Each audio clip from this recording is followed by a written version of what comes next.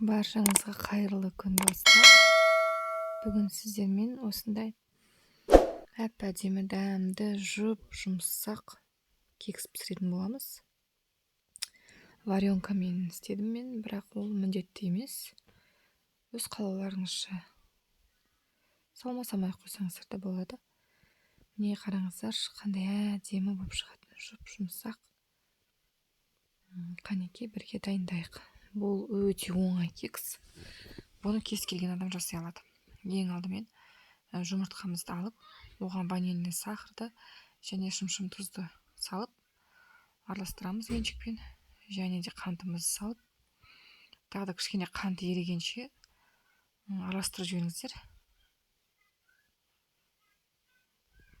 Одан кейін оған сүтімізді құямыз және сұйық майымызды құямыз.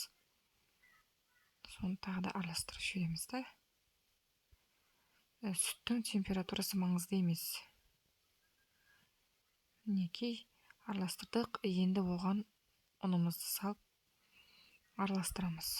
Оның ішіне мен разрыхтителді салып екеуін араластырып қойдым. Міне бізде осындай масса шығады. Осындай әп-әдемі масса шығады.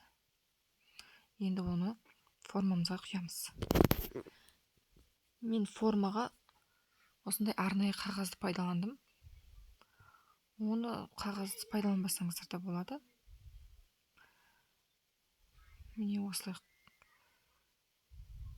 қасықтың көмегімен құямыз да.